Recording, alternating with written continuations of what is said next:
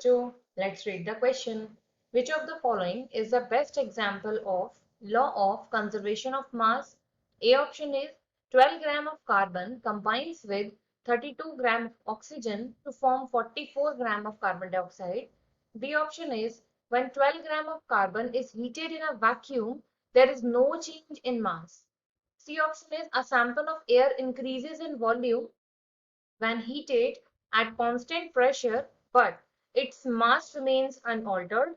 And D option is the weight of piece of platinum is same before and after heating in air. Question में हमारा की concept क्या कहता है कि हमको यहाँ पर आज बात करना है law of conservation of mass. अब देखो, अगर हम इस लॉ के बारे में बात करें, that is law of conservation of mass के बारे में, तो बेसिकली क्या कंजर्व पर फोकस कर रहा है, बचाने पर, कंजर्वेशन ऑफ मास।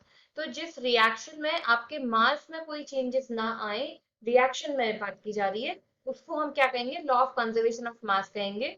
मतलब हम इसे रिएक्ट इस तरीके से डिनोट कर सकते हैं कि mass of reactant is equal to mass of product. आपके रिएक्शन में जो भी रिएक्टेंट है उसका मास अगर प्रोडक्ट के मास के इक्वल हो जाए तो वो आपका कंजर्वेशन ऑफ मास का लॉ हो जाएगा। अब यहाँ पर जो ए ऑप्शन इसने दिया हुआ है वो देख लेते हैं हम।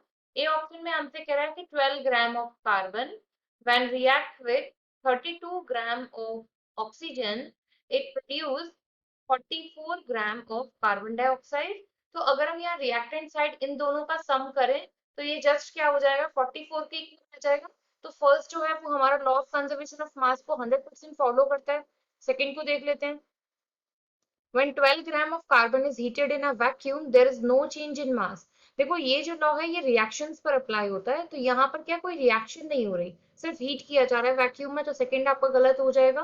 थर्ड की बात करें, a sample of air increases in volume when heated at constant pressure but its mass remains unaltered, यहाँ पर भी आपको कोई रिएक्शन गिवन नहीं है। डी में बात करें, the weight of a piece of a platinum is the same before and after heating in air, यहाँ भी आपकी कोई रिएक्शन नहीं हो रही है।